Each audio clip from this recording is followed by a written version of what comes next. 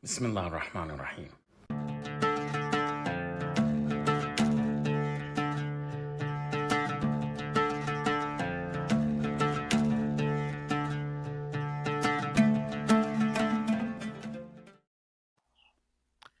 Salam, hello, peace to you all, and welcome to this very special collaborative live streaming on multiple channels, Break the Siege of Complicity, a fundraiser for the Samir Project. And I'll talk a little bit in a moment about the Samir Project, but first, I want to thank and introduce all of our participants and collaborators who are also streaming this live right now, beginning with my co-host for the stream and co-organizer, Jay from Millennials Are Killing Capitalism.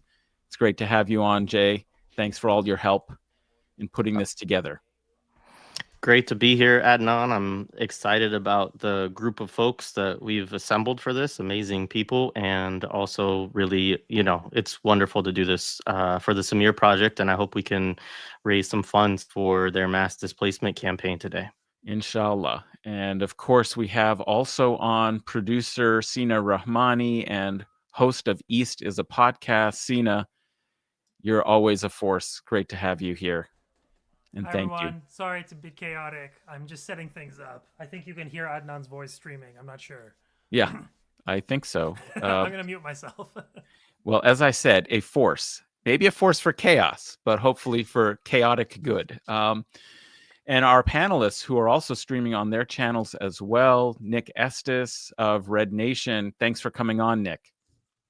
Thanks for having me, Adnan. I'm happy and honored to join you all today, this morning. Great to see you as well. And it's great to meet Renee from Saturdays with Renee on Black Liberation Media. Thank you, Renee, for coming on. It's great to meet you. Thank you. As always, this is a setup.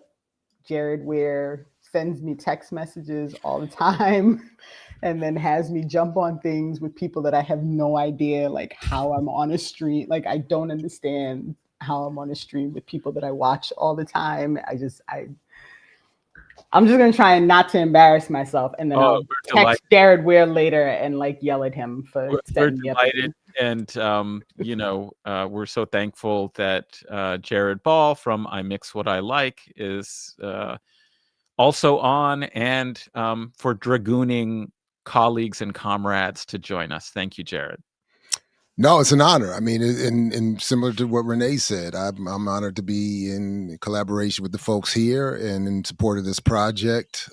So peace, everybody. Yeah, it's a pleasure. Peace. And I think lastly, there's so many of us, it's hard to keep track. Last but not least, Benji from Resistance is Fertile, who will also be joined by his co-host, Sasha Rombouts, later on in the stream. Benji, it's great to have Resistance is Fertile contributing and participating on this very important discussion and fundraiser. Well, thank you so much, Adnan and Jared, for inviting me. It's an honor. I'm like a little fan boy because I'm here on a panel with the people I rely on for honest media, perceptive analysis, new information, and soul-soothing rants. You know who you are. And so it's a joy, and especially because of this opportunity also of being helpful to the people in Gaza today who need more help than ever. So thank you so much, guys. Absolutely. And thank you, listeners. I see there are already many of you on the various streams already participating in the chat. It's great to see so many new names and handles and old ones that are becoming familiar with the live streams that we're doing. I just want to remind you, you can like the stream, whatever stream you're watching on, you can like the stream. If you happen to be watching on my Twitter feed, you can retweet that, but all the other streams on YouTube, please like it and share it. And, try and make sure that everybody hears about this. Like, I encourage you always not to be parsimonious or miserly with the great discussion and great information. Share the stream. Don't just be an ITK in the know. Let others in on it and in on the discussion. But especially today, because today we're doing another one of our fundraisers with comrades and colleagues, and this one I think is very important and special. We're fundraising for the Samir Project, and in particular for their mass displacement response campaign. And I just wanted at the very top to tell you a little bit about why and what we had in mind. What is the Samir Project? Many of you know. I'm going to tell you a little bit about that, but we've held fundraisers in the past also for personal appeals. And anybody looking on social media knows there are so many personal appeals for support and assistance, and we have to respond to as many of them as we can. But not everybody has access to social media accounts. Not everybody is able to get online. Some people are being championed by people with big platforms, and that's wonderful because they get support.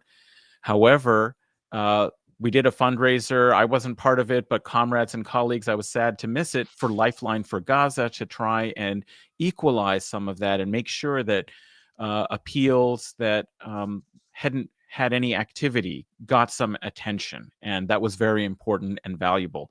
And I love that work. It's very important that we pay attention to these individual appeals.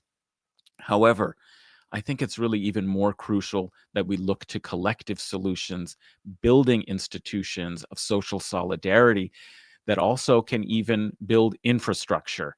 And there's a tweet I remember from the Samir Project's X account, and I encourage everyone to go to the X account. This is number one on my list, where they built a water channel and piping with rubber tubing in order to distribute water and put in place infrastructure that helps Palestinians collectively resist and stay on their land.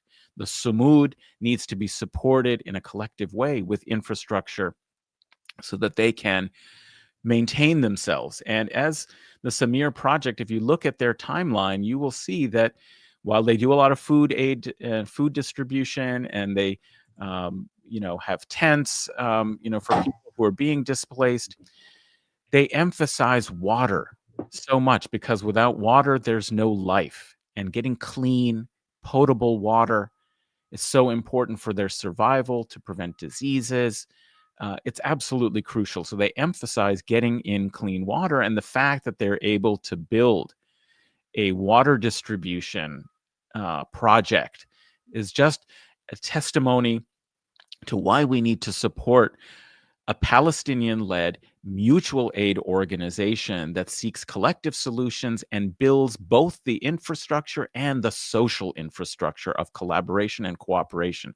We know how aid has become political. We've heard about the Gaza so-called humanitarian foundation that's attempting to privatize and militarize the aid situation as part of the ethnic cleansing and mass displacement program of the settler colonial intentions and ambitions of Israel in Gaza. And so we know how important it is to resist this by helping people stay on their land. So the links are going to be put into the chat, into the comments. Go to the mass displacement campaign. And I just want to say in conclusion about why you have to support the Samir Project right now is that if you see, this is the fifth tweet on my list. Last week, September 24th, there was a bombing of the facility, a firebombing and bombing of the facility that the Samir Project uses for food distribution in North Gaza. We need to respond to this. They are still working in North Gaza. There are still many people in North Gaza, and they are attempting to remain on their land. So maybe, Jay, I want to bring you in to talk a little bit about why the Samir Project, and then open it up to all our panelists about what's going on in the world and what we need to be analyzing and thinking about. But again, go to the Samir Project. Links should be coming in the chat, where you can go and support the mass displacement response campaign, which is terribly needed, most needed. If you look on their timeline, that's what's being featured right now, because this is an absolutely crucial need. Thank you, Adnan. That was a great introduction and a great outline of the kind of work the Samir Project does. I was introduced to the Samir Project, I think about a year and a half ago now, by Louis Allday. And I've had Hala Sabah, who is the director or the co-director of the Samir Project, on our platform 3 times, I think, at this point. And the work that they do is deeply embedded in long traditions of Palestinian mutual aid. The people who, just to be clear about structure a little bit, the people who run the Samir Project are folks on the ground in Gaza, right? They are supported by Palestinians in the diaspora, but they are, they're on the ground. It is not an NGO, right? It is not an official 501c3 nonprofit organization or something like that, right? It is really a grassroots effort. And so they've done all kinds of stuff, like you said, Adnan. I mean, getting water to people. They have set up kind of I don't know exactly the term you would use for it, but it's sort of like intermediate care. Like the hospitals are so overburdened and obviously are at such a low level of functionality because of all of the sabotage, right, that has gone on by the Israelis, supported by the US. That and obviously beyond that, these hospitals are not set up for a genocide, for the amount of people who will be maimed and killed and disabled, in addition to all of the other health needs, which are all exacerbated by the conditions that people are in. And so they have I think it's the Rifat Al Arir camp that focuses on a lot of, people who have medical needs. Maybe some cases they're working to get them medical evacuations and so on. And in some cases, they're just supporting folks in that space. They've also done community kitchens whenever they are able to. They have not always been able to do that because at certain times the conditions have just been too dire. But that's that bombing that you mentioned that happened last week in the north was of one of their community kitchens, which was still operating in the north, right? Which I think really underscores the importance of the campaign we're talking about today, which is their mass displacement campaign, which is there is an ethnic cleansing process that is going on in Gaza. People have to raise money in order to move themselves out of a zone that they have been told that they must evacuate from, or they will be considered targets, right? And so that is a horrendous situation. It presents Palestinians with a choice that no one should have to make, right? Of, do I try to, stay and remain on my land and risk being assassinated, or do I move my family to the south and hope that I will be able to return? But nonetheless, in order for Palestinians to even have that choice, they need resources to be able to actually move their families. And a lot of the Palestinians that I've been talking to recently in Gaza, this is what their needs are associated with. It's getting somebody with a car to help them load up as much of their stuff as they can to take it to the south. It's then buying a tent, right, which is part of what this particular campaign helps with, to have some kind of shelter. I mean, the fact that Palestinians are having to do this and that nothing is being also provided for them as they're being displaced like this is just, I mean, it goes beyond cruelty, right? But I think that's the importance of the Samir Project, and that's the importance of this campaign. And the work that they've done is amazing. And I know people might look at these dollar amounts and think, wow, like that's a lot of money. And they have raised a lot of money over the course of this genocide.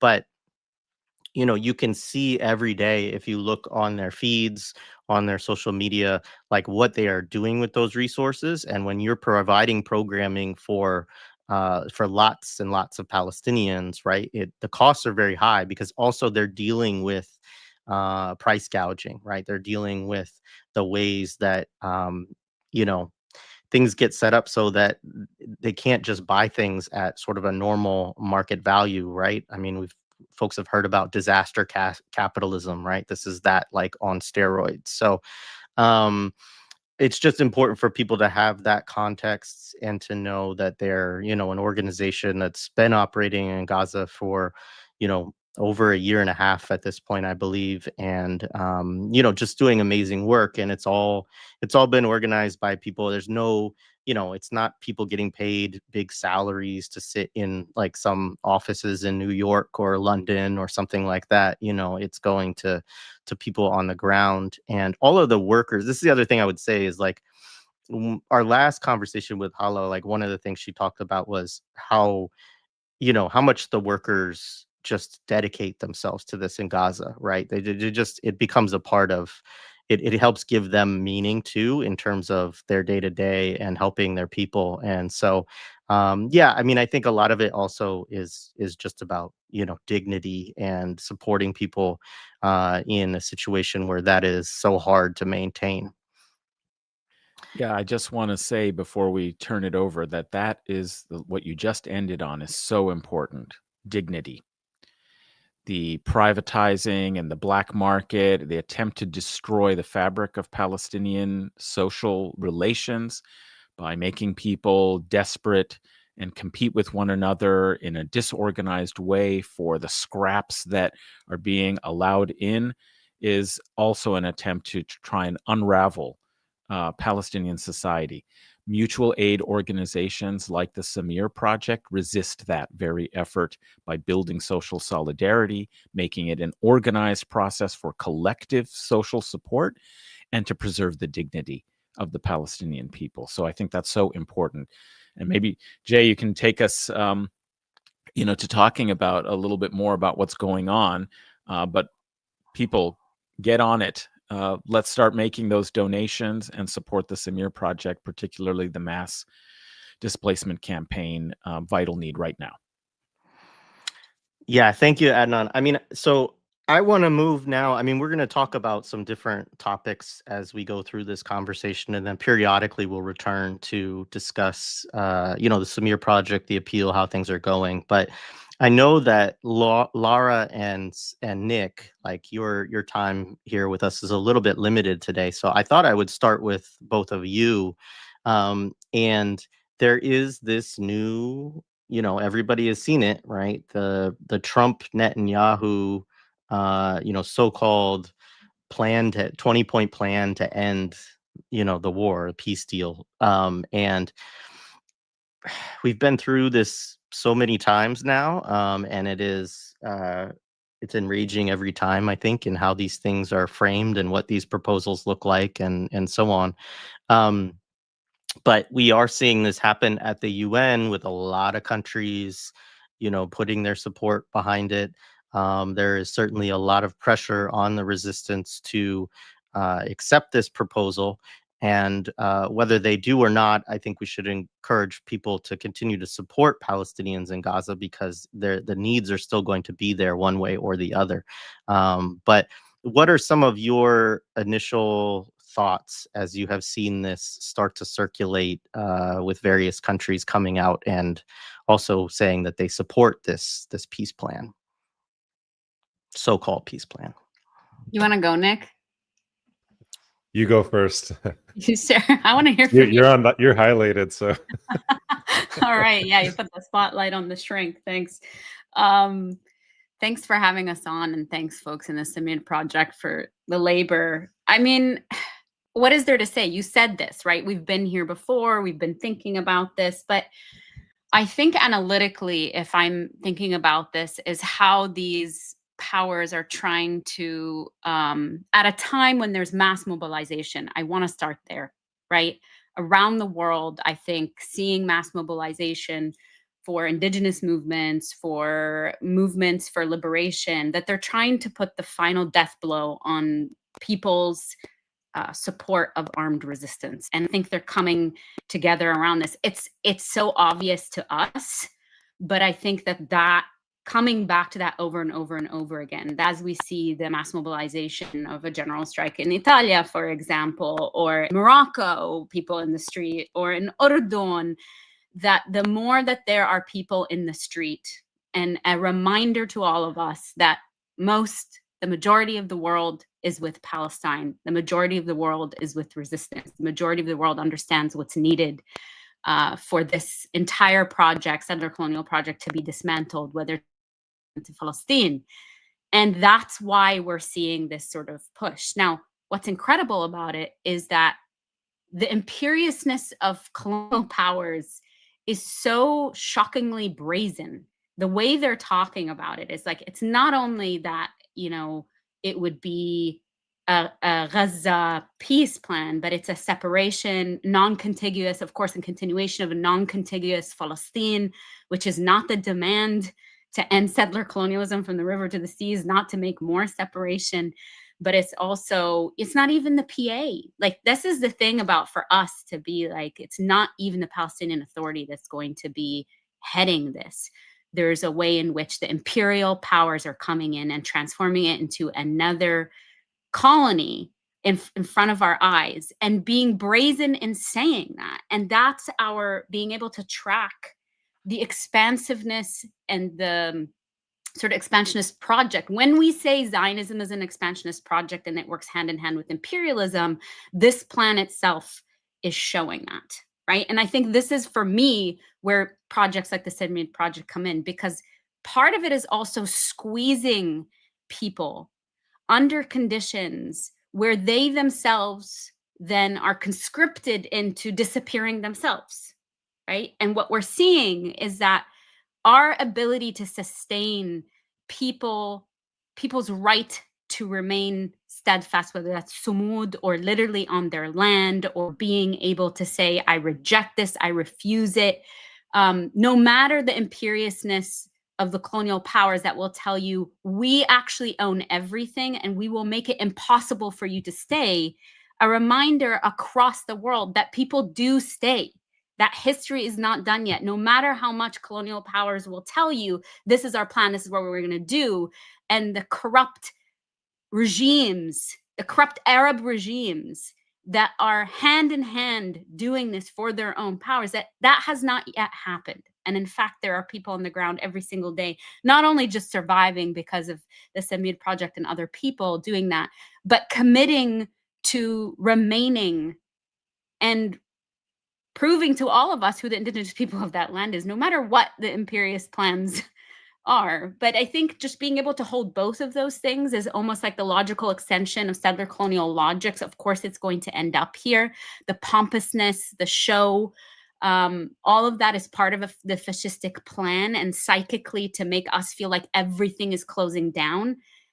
And at the same time, for us to keep our eyes on the prize in terms of what is actually happening, where this level of blatant colonial sort of power is showing itself. This is where I'm at. I'm just like constantly holding on to both those realities.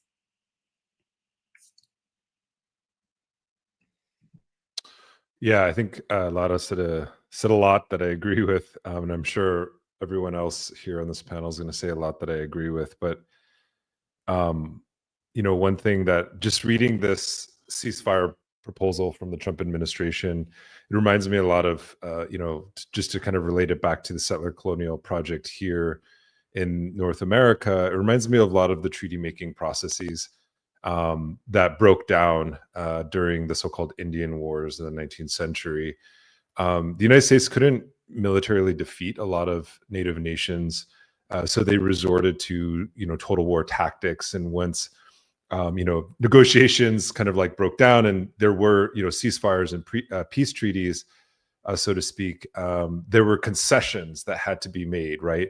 And those concessions on part of the settler colonial elite were actually dangerous in many ways. And the settler colonial elite actually realized that they can't make these concessions to indigenous people anymore, So then committed to a plan of like full out genocide, right? And so that's what we're actually seeing right now. This is this so-called ceasefire deal is more of a sort of concession that the Zionists can't defeat Palestine, right? After all of these years, after committing genocide, after they're not waging war on, armed resistance fighters, they're waging war on hospitals, they're waging war on schools. Now, I just saw on the prime minister, whatever his name is, Katz, I can't remember his name. I refuse to learn their names, but he was posting stuff about these armored vehicles that they're loading up with explosives that they, that are in tonnage so large that they can't drop them from planes anymore. And now they're waging war on high-rise buildings, right? This is the lengths to which the Zionists will go, right? They're waging war on like a total war of infrastructure because they actually can't defeat the resistance. This is an acknowledgement of, in some ways, their weakness as a project. They're failing, tied to the United States. The U.S. project as a declining empire. Despite all that, that doesn't make it any less dangerous in terms of the outcome. Like, we defeated Custer at the Battle of Little Bighorn in 1976, but that did not, decrease the sort of danger of the United States. In terms of its ability to wage and commit, things that were just unimaginable to us at that time. And so I think we have to also put that into the context of what's happening here with this so-called, peace or whatever it is that Trump is proposing, this new cease. I don't even take these things serious anymore, as no one should, because the whole idea of the international system has been made a mockery of. You have a war criminal walking into the United Nations, giving a speech, right, to this body. He's, nobody's arresting him, right, in New York City. And then you have, a president, Gustavo Petro, who's actually exhibited courage that far exceeds any of these so-called, Arab monarchies, and called for an international force to actually intervene and stop this genocide, right? And what happened to him in the United States? His visa was revoked. I mean, he left the country beforehand. But this is the state of the world, that we're in right now. And I think, the Gaza, the Samud flotilla is approaching Gaza, right? And as a lot of just said, we have all these countries who've deployed, battleships. I mean, it's debatable about the intentions behind these, but they're also backed by, as you said before, like these general strikes, people like taking militant action in the streets and telling their governments that this is unacceptable. And so the deployment of these ships, right, even the recognition of Palestine as a state, whatever that means, we can debate the legitimacy and the intentions behind it, are concessions, right?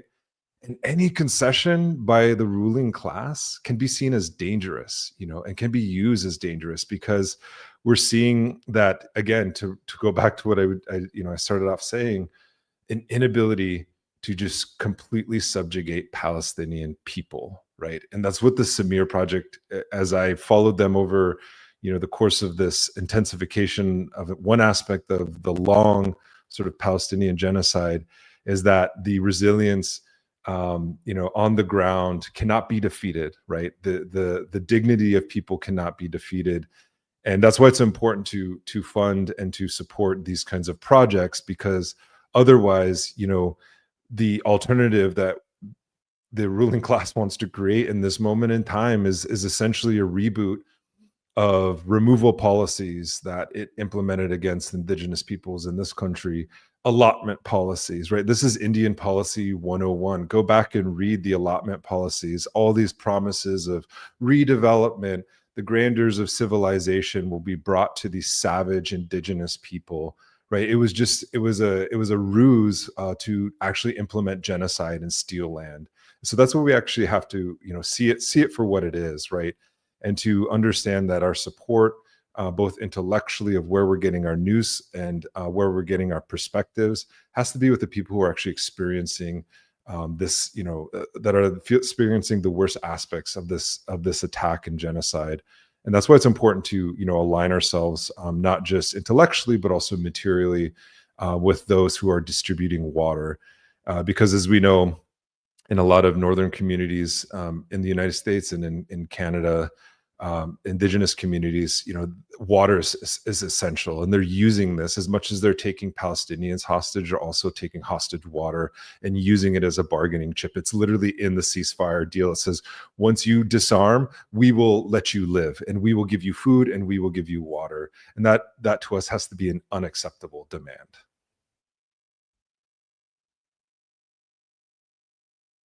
Yeah, thank you, Lara and Nick. That's great. I would love to hear from some other folks on this. Dr. Ball, do you have any thoughts on this proposal, or Yeah, anything? many. Yeah, first of all, again, it's an honor to be here, and I definitely co-sign and support what my comrades have been saying so far, and I'm sure what will be said. Literally, as Nick was just wrapping up, we got a text message alerting us to the fact that there's another bomb threat at Morgan State University at the library. So if you happen to be at Morgan State or in the Baltimore area right now, please be advised. But I'm bringing that up to say that, because there's a lot of still ongoing conversation and some unfortunate debate in some circles of the African diaspora as to whether or not there should be solidarity with what's happening to the Palestinians. So I bring this up only to say that those who would want to deny an affinity and solidarity with Palestinians while paying obeisance and solidarity and homage to the United States, yet another bomb threat at an HBCU has just been announced. So just as a quick little simple little base reminder of what team you should be on, there's that. But as I was looking over this absurd proposal, there are some unfortunate other overlaps, just even linguistically. I mean, they're talking about, one of the first things that they say is that that the plan is that Gaza will be redeveloped, and all I read is, that's urban renewal. What they called urban renewal for Black communities here in the United States, which the late, great Dr. James Turner, the founding director of the Africana Studies and Research Center, used to point out all the time that gentrification is colonial removal. So just another quick parallel in terms of the language, this idea that there's going to be some redevelopment. The framing of the language: once hostages are released, then Israel will release the Palestinian prisoners, as if so. There's not an equal trade. Again, there's often the false equivalence in the claim that this is a conflict or a war as opposed to a genocide. But then there's sort of this unwillingness to appropriately equate a so-called prisoner swap. The whole thing that Hamas has to give up permanent leadership or political involvement going forward if this is to be accepted, and then once the agreement is accepted, then aid will be released to Gaza. So it's just yet another, again, overt reminder of the genocidal approach to this entire community.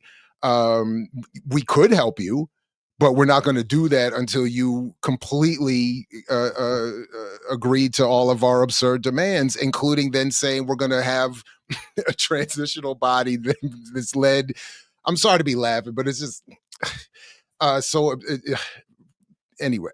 Led by Donald Trump and Tony Blair. I mean, this is so they're even just saying again, we're going to force this false agreement for so-called peace, and then we're going to put all the empire's spokespeople and leaders right back into authority.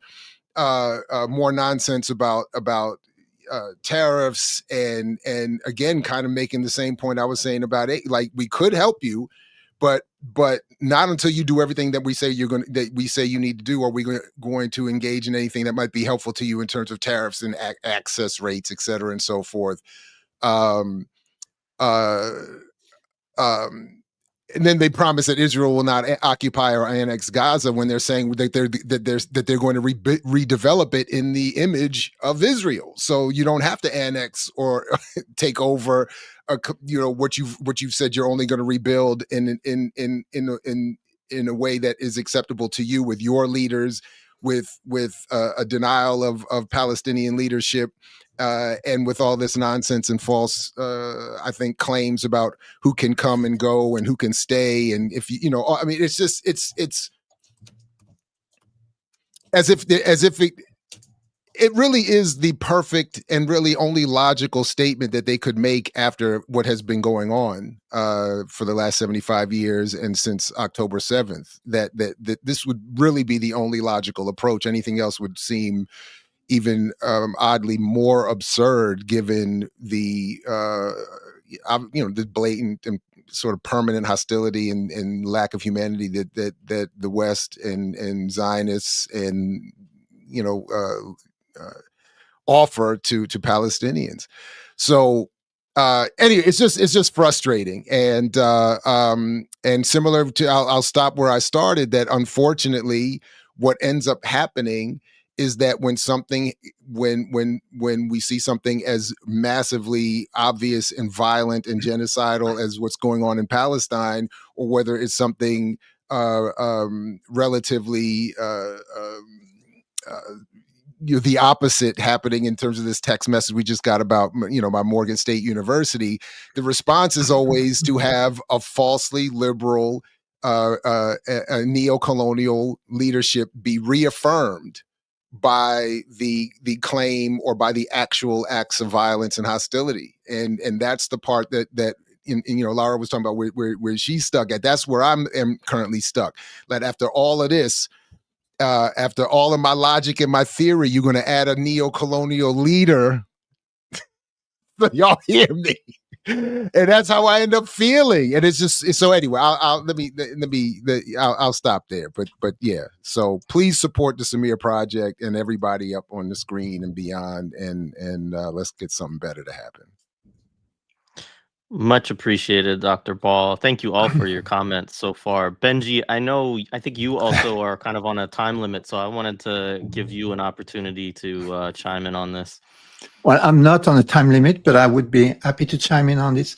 I'm coming back to the title of this gathering, which is Break the Siege of Complicity. And I'm going to look at it from a psychological perspective, if I may. I think there is a dividing line when we're facing the materiality of the genocide, the accelerating genocide in Gaza today, which has to do with, we are seeing, this incredible suffering. And in terms of how people in Gaza respond, I really like the comment from Abu Bakr, who said, this is for the people in Gaza to decide, and we should not comment on this. We should just listen to them. And I really want to respect this, because no one can tell people who have accepted 2 years of this unimaginable horror to what to do. But in terms of the psychology of breaking the siege of complicity, I think there's a psychological dimension to it, and we're being asked to kind of look at the material reality and to mitigate in a way. And this is really the way, settler colonial projects have always kind of advanced, by saying, well, the way to mitigate the harm that is being done by the project is to kind of, go for a truce or accept some kind of capitulation. And on the other side, psychologically speaking, you have this grounding in resistance. And grounding in resistance is just saying, no, I don't accept this. I am not, as a human being, I refuse to accept this inequality of fundamental worth between humans. And I will stand on this ground. And from this ground, I will act in whatever way I am able to act. And I think once we sit in this way, we can become grounded in resistance. And by the way, for us in the West, one of the most effective ways, which is why I'm so grateful to be part of this initiative, is to materially support people who are taking the brunt of the assault by the empire. So giving money to people in Gaza, but not through the NGO, military complex, is an amazingly important thing. And this is an act of actual resistance that we can do. We do it because we don't accept it. And we do it because by helping the people in Gaza, helping those mutual help networks, we also provide the water that any active armed resistance needs to actually survive. So that would be my way of thinking about breaking the siege of complicity. We have to be clear inside ourselves that we will resist in whatever way, to whatever small acts we can do. Yeah, thank you so much. Renee, we haven't heard from you yet. Hey, so it's tricky, right? Because in the end, what we're really trying to make very clear is like, this is not at all about peace or stopping war or saving lives or anything at all to that end. Like it's more about like how do we continue this in a way that makes it appear that we're doing something different, because we are now recognizing that the people are not just going to sit back and allow this to continue in the way that it's been going. And so I think for me, and someone, you pulled it up in the chat that someone said there was no representative from Palestine. It's almost like we've gone all the way back like 80 years and we're back to discussing the Palestinian people like they're not real living people who are living in a place, who have a right to live in a place where they have been for thousands of years, right? It's back to pretending that there is a Palestinian problem that other people have to solve, right? Because the indigenous people don't have the ability to make the decisions on their own about what they want to do with their own land. And so this constant like recircling of how do we get away with killing off a bunch of people, stealing all their land, and pretending that they're not they're not a group that it should be autonomous and able to do the things that they need to do. Because I have the suspicion that this is all a setup, right? Like if it is not gone along on the end of the Palestinians, they're going to say, oh, see, we offered peace and they didn't take it. And that's what they're going to point to. And they're going to conveniently leave out that they didn't offer any autonomy. They didn't offer any voice. They didn't confirm that people are going to be able to stay where they live. Like it's all, and I don't know if you allow curse, but it's bullshit. Like the whole thing is bullshit. And I'm just like, I'm so sick of, I really am sick to death of people's humanity just being totally disregarded as if they don't matter. So. Thank you, Renee. Thank you. Sina, what can you add, my friend?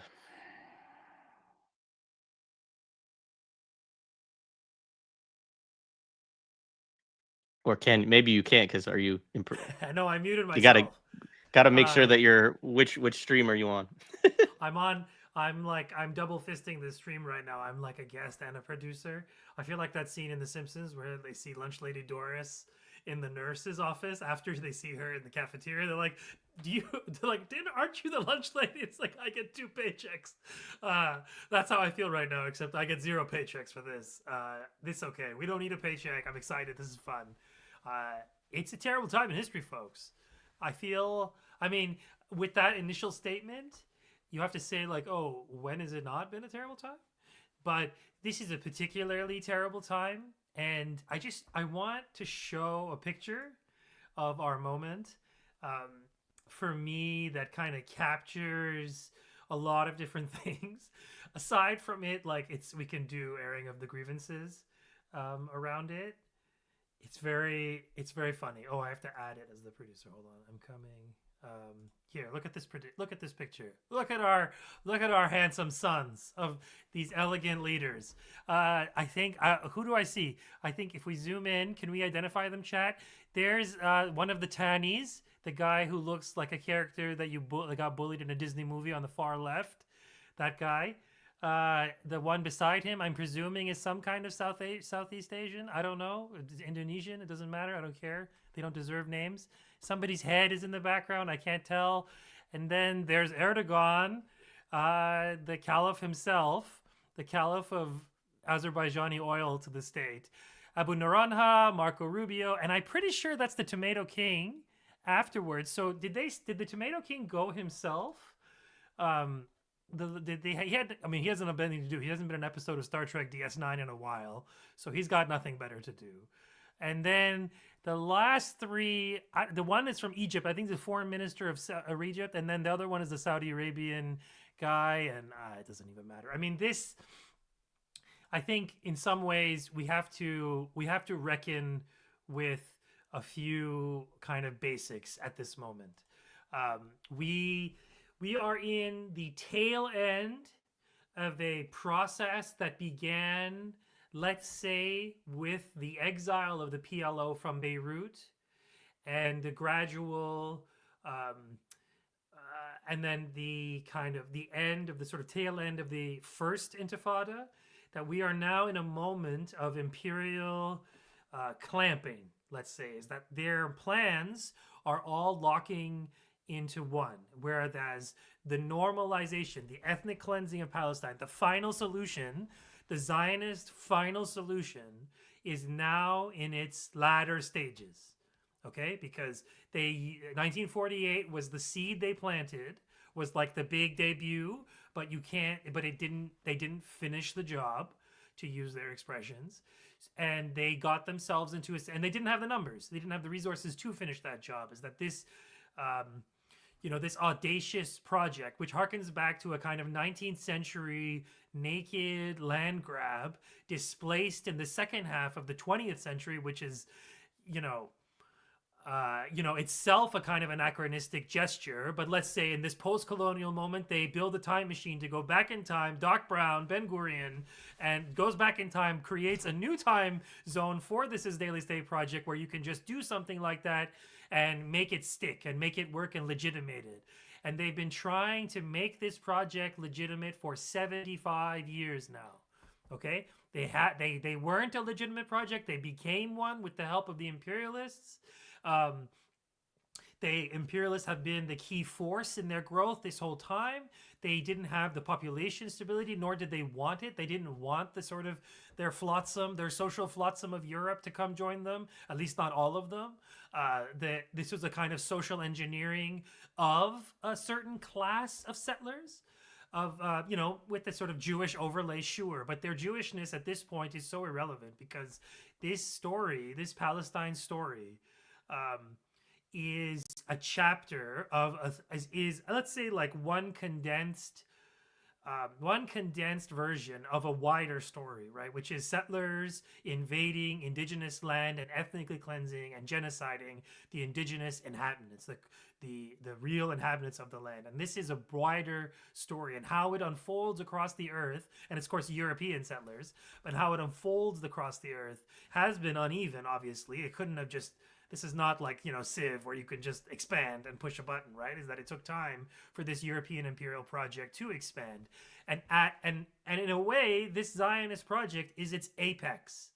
I mean, I don't mean that in like a, Hitler made the trains run great kind of way. I don't mean that in that way. I meant in the sense that all of the facets of European settler colonialism are present. You got racism, you got settler colonialism, you have white supremacy, because it's not just racism, it's white supremacy.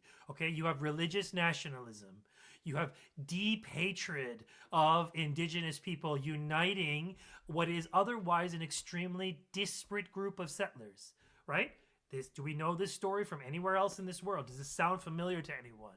So in this way, Palestine teaches us about the past. Obviously, it's not just the past, because it's right now and it's ongoing, but it is an inflection point for all kinds of European and settler colonial imaginary projects, right? America being its most, let's say, successful one, because it is not like this Turtle Island project is a successful settler colonial project, at least from the perspective of the imperialists, because they stole a continent.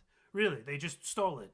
They took it and then they grabbed it. I mean, sure, it's divided up into 3 states, but it is a settler colonial entity, this Turtle Island beast, whereas divided into 3 sovereign states, supposedly sovereign.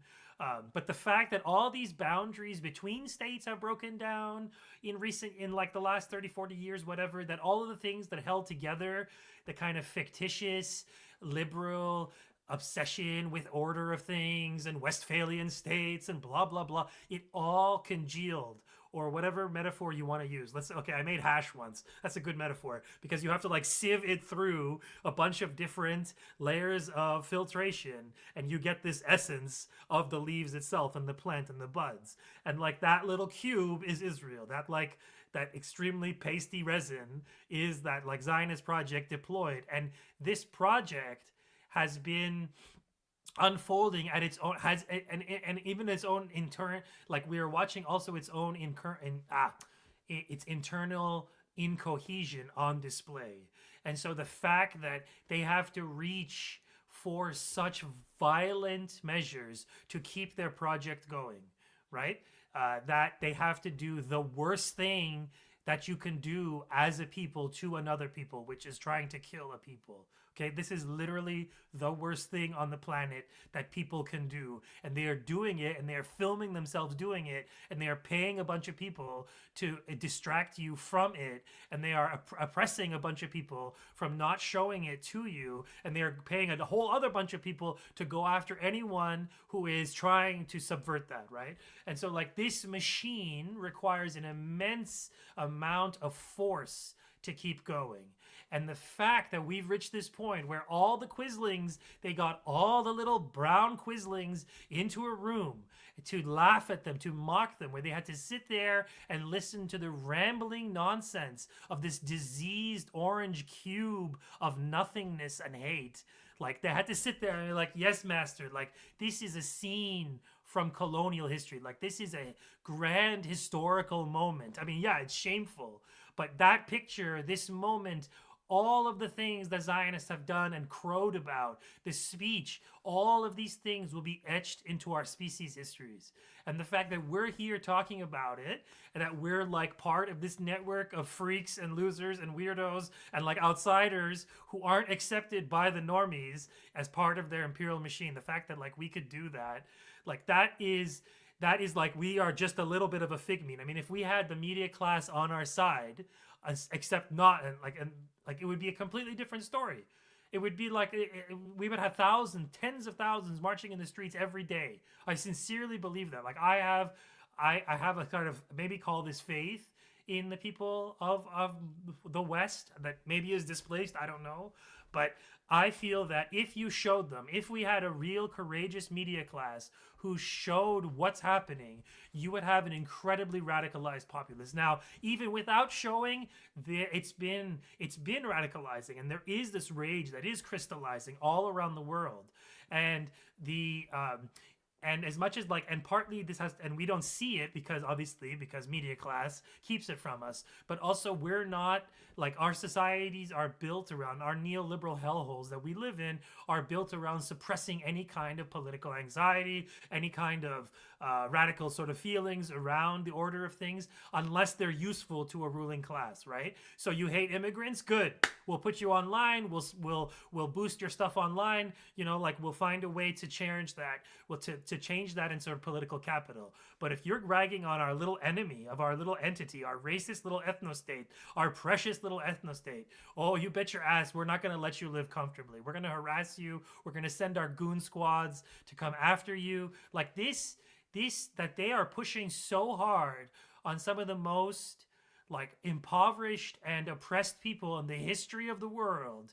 This should tell you how afraid they are of this moment. That what's at stake here, okay? The Yemenis, I will say it again, for people who haven't heard this, I'm sure there are people who've heard me say this, but the poorest country, one of the poorest countries in the world is bringing capitalism to a grinding halt. They are shutting down the container shipping system that runs as the kind of like artery network of commodity capitalism, okay? That's their ability. Right, like this is like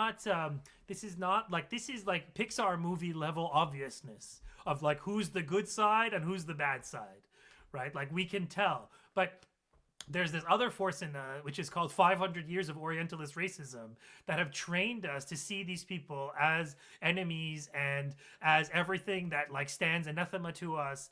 And if anything, what Zionists have done is seriously dampen the effects of that. That Zionists and their incredible sadism, I mean, the evil that they just shed on a daily basis, that they then also record for the benefit of their own community formations. Okay, like don't forget that those videos of them, like those pictures of them in Palestinian women's underwear in their homes, it's bringing them together. It's not harming them. It's helping them to them and how they think. Now it's harming them across the rest of the planet, but it's now to them in their own projects that reinforcing their own supremacy. So that this is that they're reaching to this depths to pull this out. And I mean that the Netanyahu speech, the flotilla, Gustavo Petro, this is not as an Iranian, I'll tell you what, like the feeling that, man, it's you against the fucking planet on this entity, that all of the fucking people are aligned with this entity. It feels like finally the states of the world are catching up. Obviously, there were other states who felt this way that expressed resistance to the entity. But finally, like, they're acknowledging that the fucking tankies were right. That this beast, this monstrous beast, needs to be ended. And the people who are going to do it are labeled as regime, okay? That's it. Like, that's the game here. Okay, so, like, I don't know. I'll end with this. That's a big rant I had. I was saving this one up. But like I've been recently talking to somebody as part of a co-project, and for all intents and purposes, he's a liberal Zionist. He doesn't know his own politics, frankly. He's a nice guy. He's a sort of, in a weird way, family to me. And so I can't just do what I usually do, which is like, I'm not talking to you, goodbye. And I've been having this problem of telling him, like, look, dude, look what they're doing. Like, you can't exist in this middle frame that you're in where you're decrying what Zionism is doing, but you're too afraid to walk away from it. And I feel like there are a lot of people in our society who are in that position. A lot of liberal people, frankly, who find themselves unable to resist that urge to be afraid of brown people. And also that they can't just, but they also see the reality of like, who are the baddies. So I feel like we are here to do that. We are here to pull. That it's not that our political class will never turn on this entity. They have too much. I think one of the chat comments basically said they have too much dirt on these dudes in that picture. Imagine what they have on those dudes. Those dudes will never give it up. They will die before they change their positions. Like Erdogan, all of them, they will literally die. Yeah, that's the quote. I really believe compromat is behind this. We shouldn't use compromat. We have a word in English. It's called blackmail, but fine, we'll let that one go. I can't believe compromat is really behind this. I haven't read Blumenthal's Goliath yet, but when he talks about the IOF sexually servicing U.S. kids on birthright, like I don't even think it's just Israel at this point. I think there is this web around the world. Epstein exposed it, and sure, Israel is like a key hub throughout all of this, but we are talking about a ruling class, a global ruling class, and they have decided now that this Gaza problem it's time to nip this in the bud. Okay, this is it. And so I am actually terrified of this moment. I'm terrified. I'm literally terrified, and I wake up every day and I was like, is this the day? Because it's the unstoppable force meeting an immovable object moment, and that picture I think portends something, but we'll see. I hope I'm wrong. There we go. I promised at the beginning that we might get a Sina rant. We did get a Sina rant, and as many are saying in the chat, it was just what was needed, healing and medicinal. So thank you, Sina. I would say your sound is low. Oh, God damn it. And you're the producer. So, no one tells me anything. I mean, but I think, said it. Here, I think people managed to hear it. They probably turned it up. So I'm trying to speak a little softly while people lower the volume. How about this? Is this better? That's better. I can yell harder. All right. I'd like to yell. But during the course of Sina's unstoppable and necessary rant, two of our comrades had to depart. So we say goodbye to Nick Estes from Red Nation and Lara Shihai. They would both say, please give generously. This is a fundraiser for the Samir Project, especially its mass displacement response campaign. Please go make a donation right now if you can. And also they would say, tell your comrades, colleagues, friends, even your enemies about this live stream. Like this stream, whatever stream you're on. If you're watching on X, you can retweet it. But let's make sure we still have a little ways. We're at basically the halfway point of our planned online live stream fundraiser. And so there's plenty of opportunity for people to give, and also a great discussion to have in the second half. And so I'm delighted to say is that we have reinforcements. We have two who depart, but one who comes in. Sasha Rombouts from Resistance is fertile. Welcome, comrade. It's great to have you on. And I want to give you a chance, maybe just to say hi, and then we'll have an update from Jay at the top of the hour now about how we're doing in the campaign. But welcome, Sasha. Nice to be here. Nice to be here. Every resistance needs good reinforcements, right? But man, coming in on that rant, someone has to splice together Cena's best rants, I reckon. Because I think my favorite one, there was one a little while ago, and he just started talking about how they deal in blood and drink blood and trade in blood. I'm just like, wow, it's a whole other level. Amazing. So I can give an update. So since we have been on the air, $9,076. Well, 9,000. I see it in pounds. So probably $10,000, right? In terms of the, the ratio there. But yeah, so that's great. When we actually maybe more than that now, because it keeps updating. But yeah, no, that's right. So 9,076 pounds has been raised since we've been on the podcast, and it's amazing. One person, an anonymous person, gave $7,000. So a lot of that came from one very generous donation. But a lot of other folks, including several of us on the stream, have contributed in between rants and our analysis. And so yeah, this is great. I encourage people, please, to to make another donation or to make a first donation if you have not yet. One of the things that a few people have asked how to find the campaign.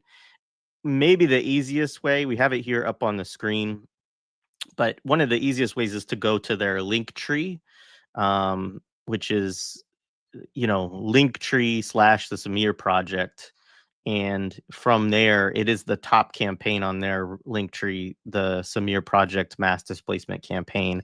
But we also should have it in the show description wherever you're watching, as well as in the chat. So we've been trying to do that. It's a little tricky because we're streaming on I don't know, 8 different platforms or something like that. And so getting all that information to synchronize across all of them was a little bit of a challenge for us this morning. But nonetheless, we hope folks, it is in the chat there. Folks can see it. So yeah, we encourage people. There it is. That's the Linktree thing is kind of spelled weird because there's a period in the middle of it. But go there, pull up that campaign, and continue to keep the momentum going. It's very exciting that we've already raised probably the equivalent of $10,000 in the equivalent of this or during the stream. So yeah, Adnan, what else?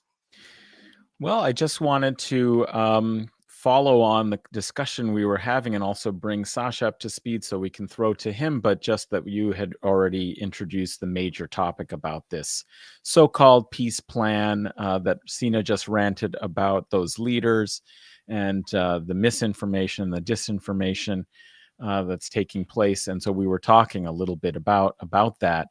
I also wanted to note there's a number of us who are in Anglophone settler colonial societies. In fact, maybe all of us who are participating on the call are now, and that includes you, Sasha. Today in Canada is the National Day for Truth and Reconciliation, and it's a holiday for many city workers. My university is shut down now. Classes are canceled. People wear an orange shirt to show their solidarity, and people call this decolonization. Decolonization light.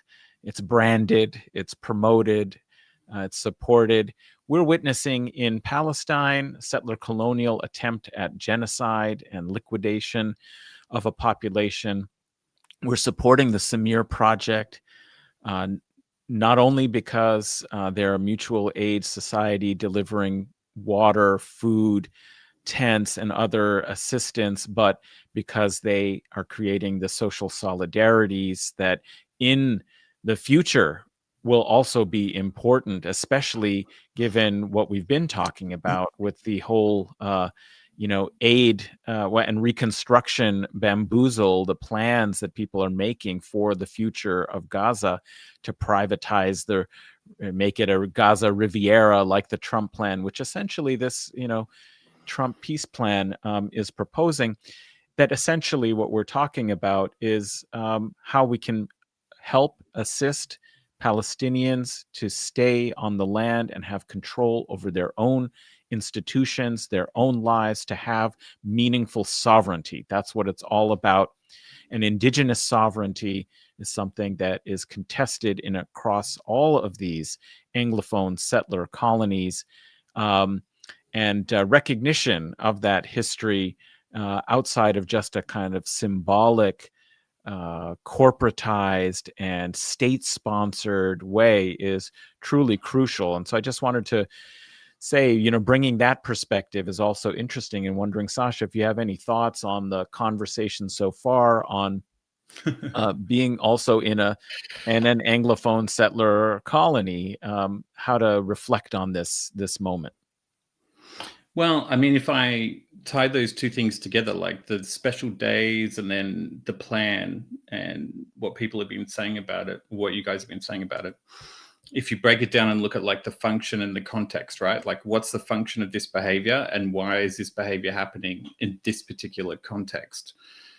Talking about that day, it reminds me, I was in this place called Wollongong and they had a local museum, and I was at this museum and they had all of this artwork and like indigenous pieces about genocide and all that sort of stuff, and I'm looking at it going, why did they allow this? Like, what is the function of this behavior? Why would they allow this to be here? Why wouldn't they just like wipe as much of it out as possible? And I looked at it like, well, one function is victory, like this is in the past. They make you think like, see, this is like happened, it's not happening now.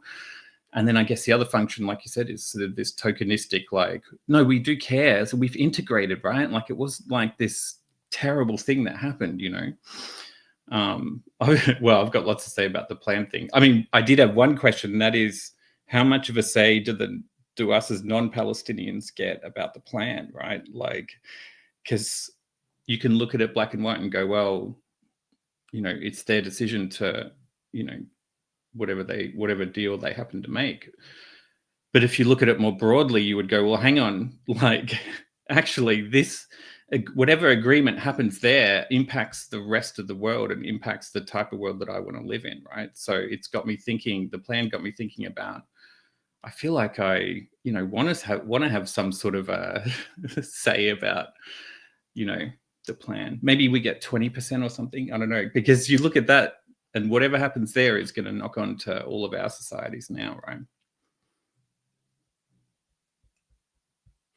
That's an interesting point. I mean, your colleague from Resistance is Fertile, Benji, said, well, he liked Abu Bakr Abed's tweet, which was, this is for the people of Gaza to say. And, one thing that's important is in these halls of power at the UN, in the picture that Sina showed of the so-called world leaders and regional leaders arrayed together. It looked to me like a Berlin conference, the late 19th century, the division of Africa, who's going to get what part, who's going to get which reconstruction contracts, who's going to have, say over the fields of oil and natural gas off the coast of Gaza, who's going to be part of the pipeline that's going to, connect the global, capitalist empire and make sure that the networks of circulation and profit are not going to go to China, and to, how can we isolate Iran, right? These are the kinds of things that they're there to discuss. And there's no Palestinian voices genuinely representing popular will. The people in Gaza who have suffered, who have fought, who have resisted, and are still resisting to this day, and doing everything possible they can to stay on their land and to be sovereign and to be free, are not even in those rooms. They have no representation. The whole point is that they must eliminate indigenous sovereign participation. That's why it's a sine qua non. It's like the first condition, as others have mentioned. The first condition is that you first have to surrender and accept, our political program for you, be demobilized, be demilitarized, have your arms removed, who knows what, ejected from the territory, and accept your own exile. And then the aid will flow, reconstruction will happen, and so on. The whole point is to remove the possibility of Palestinian sovereignty from the mix politically. So that's kind of the situation that we're dealing with, and why it needs to be resisted. And as far as this flotilla, I've been saying this since the first announcement of the Italian naval ship by the Minister of Defense in Italy, saying that they were dispatching an Italian naval vessel. It had no clarity about what its mission was. Was it there to protect the flotilla? No, that was never stated. In fact, actually, it was, to provide possible rescue operations. Rescue meaning that they expected and were willing to accept Israel destroying this fleet, but they needed to be there to make sure that they could save the Italian citizens on board and protect them, only in that capacity. But were they going to intervene militarily? No. And in fact, actually, the very same day, the right-wing fascist prime minister, Meloni, basically said, that this was an irresponsible move by the Gaza flotilla. It was unproductive. It was unhelpful, irresponsible, extreme, basically delegitimizing this peaceful, global civilian response to try and break the siege, and said instead that they were trying to negotiate ways to derail them, prevent them maybe in Greece, or have them unload their aid in Cyprus. Okay, Cyprus, which is becoming almost a colony of the Zionists, right? Israel has actually dispatched and placed artillery and other armaments in Cyprus. Okay. That these should. It's actually also just a British base too. Like it's occupied Well, yeah, by there's multiple imperial and Turks too. It's like the most colonized. It's like hilariously occupied.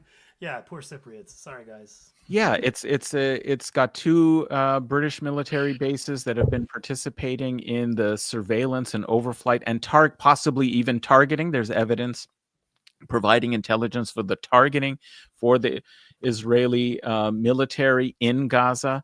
So, but the point was that it should be given to the patriarchate, the Latin patriarchate, to then of Jerusalem, to then distribute.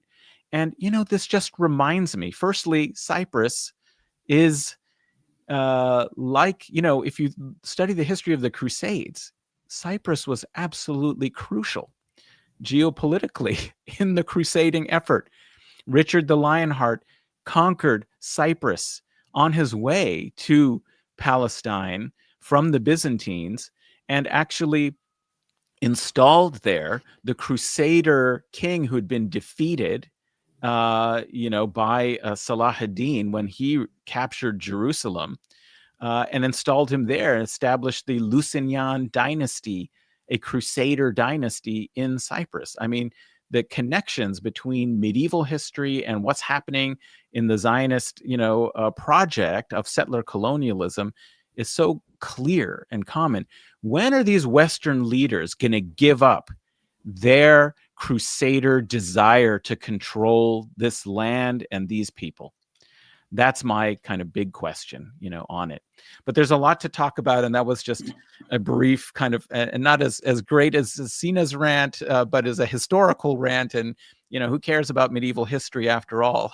Except that when you look at it in a deep way, you see these recurring patterns of Western imperialist imagination and fantasy, and that's the world we're living in, is the legacy of that. We have to combat it. We have to learn about these deep roots, which help explain why it is, as Sina said, the entire Western political elite is completely committed to the Zionist entity. Why? Because it is a crusader entity that they have imagined and been attempting to establish to control West Asia and trade through there and its resources for hundreds of years. So this is a long struggle. Let's support the Palestinians who are at the vanguard of fighting against Western empire.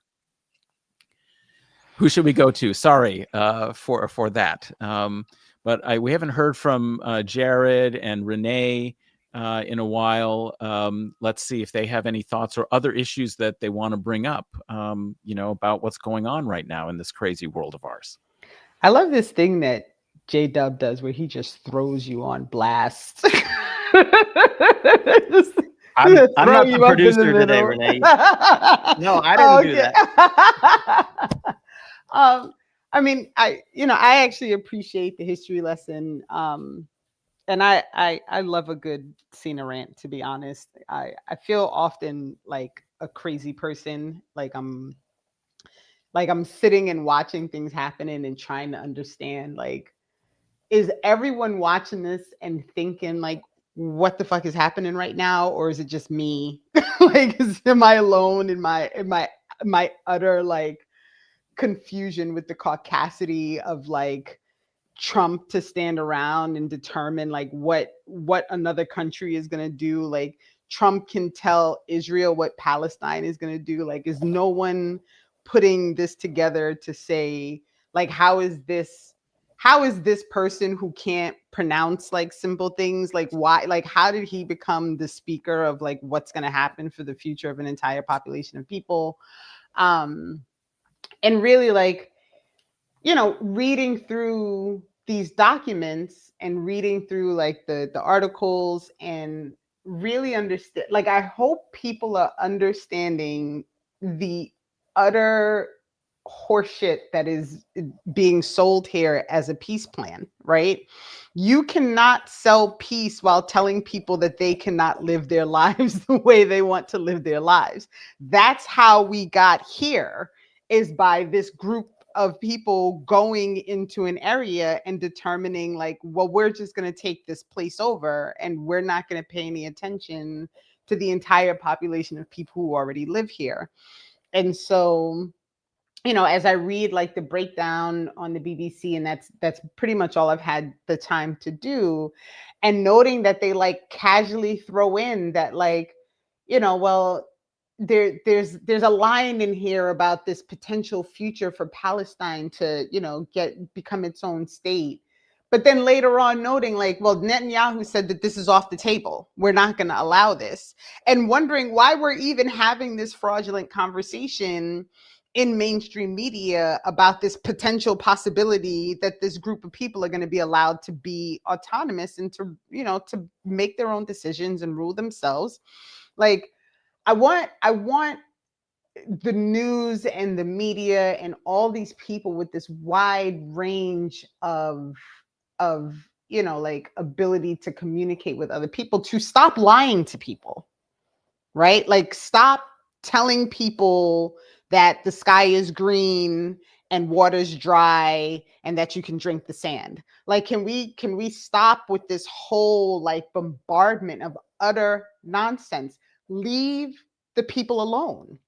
You know, like my argument all the time with people is, I'm not bothering you. So why are you like, leave me alone. A man booed me on the street the other day because I was wearing my Israel is a settler colony sweatshirt that I love to wear where I'm walking the dog, by the way, because it's my favorite sweatshirt.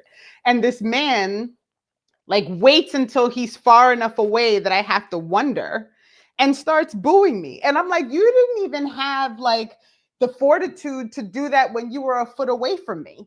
Right? Like, I can't even respect you with that. Like, at least boo me to my face if you want me to take you seriously. Right? And so, you know, I'm watching all these things, and I live, you know, for folks that don't understand, have no idea who I am, I live in New Jersey. And on the floor of Senate right now in the state of New Jersey is this attempt to make the, you know, the IHRA definition of anti-Semitism, the state law.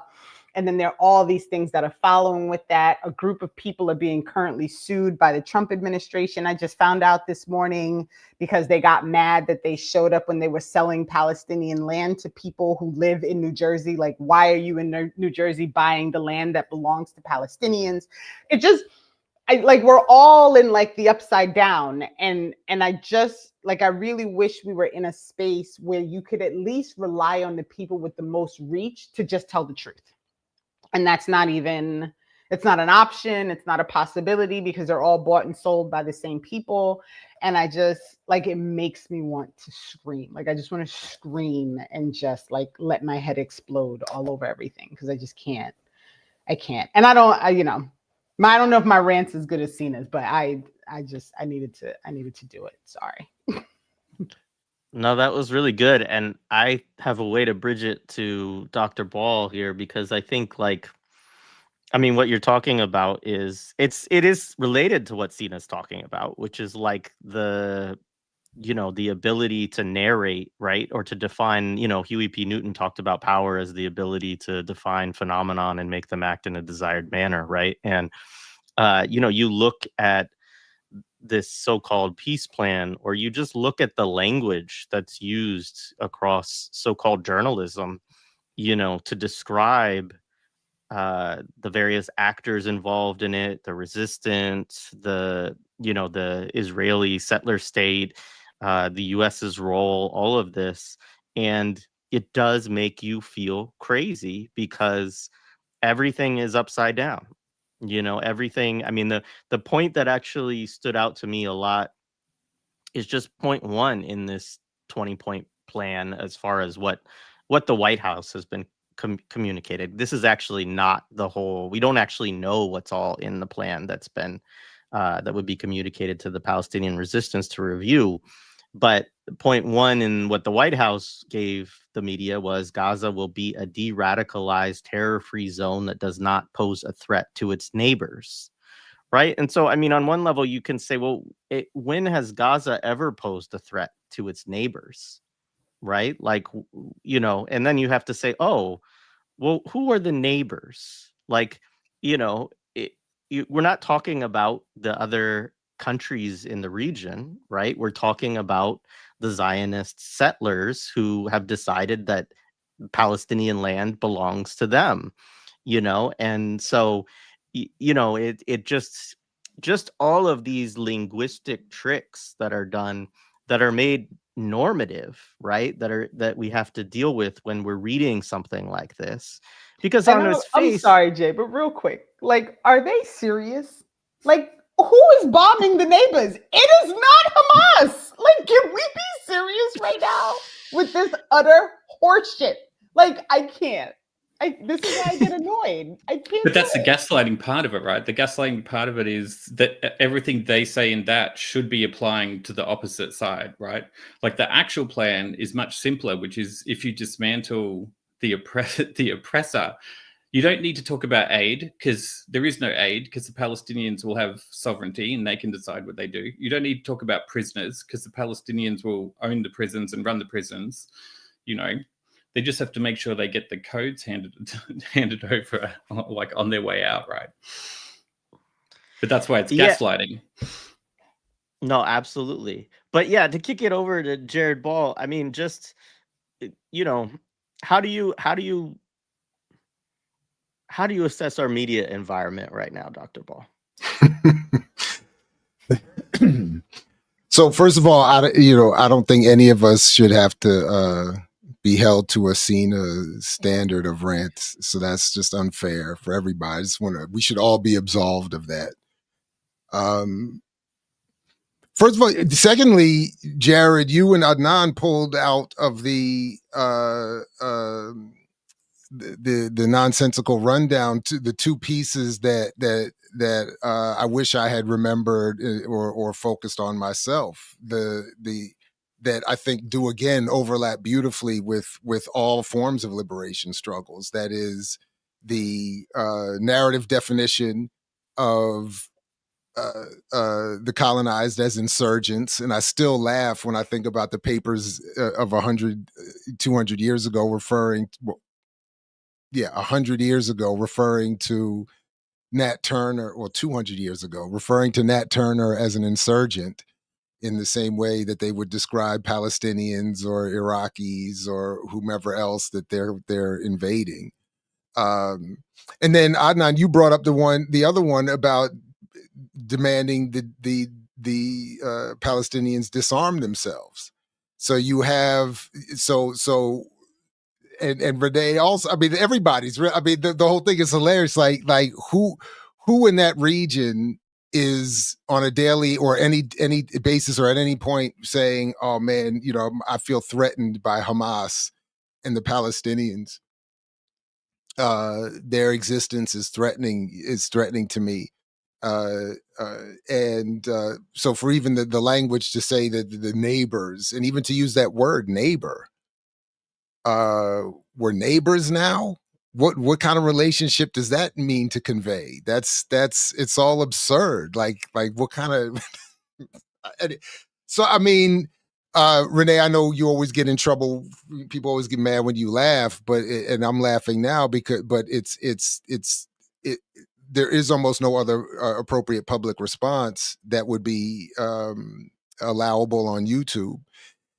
Which gets to the last point that I wanted to make to this question that you raised about the media environment, that our media environment, and the one point I wanted to make before we wrap or today at least is that our media environment is also designed not only to rebrand and redefine the narrative and the people involved, but to discourage particular forms of response. So I do want to encourage we on screen and those in the audience to find new ways to materialize our collective disgust, whether it's an electoral plan, some other non-violent, peaceful, direct action style of protest, something that, because whatever we do, it has to be very much different than what we are doing. It has to be much more disruptive. Otherwise, to the points raised and questions raised earlier, those who are doing this, they have no interest, they have no desire, they have no, as Dr. King said, they're not psychologically organized to distance themselves from this colonizing imperial behavior. So when will they stop? They would have to be made to stop. And so if we can just do that with organizing our vote differently or some other, of course, nonviolent direct action type of behavior, that would be great. And otherwise they're going to continue. And then the only other piece that I would want to say when the question is also raised about why is this happening and why the interest in the region, yes, resources are very much a part of it and the extraction of labor. But the more I've been paying attention, at least the more I am convinced speaking of narrative, in the religious mythology and the politics associated with that are a lot of the foundation for people's willingness to support what's happening to the Palestinians. And I don't think we can discount that. As much as many of us with a materialist approach of form or fashion focus appropriately on the extractive aspects of this, that immaterial piece of that is really, I think, playing a major role in why people are supporting this as much as to the extent that they do. So, But to the extent that the mic doesn't come my way again in this collaboration, in this gathering, I really appreciate what you all have been doing, and Adnan, you putting this together. And I really hope people do check the links in the show description and elsewhere to support the Samir Project.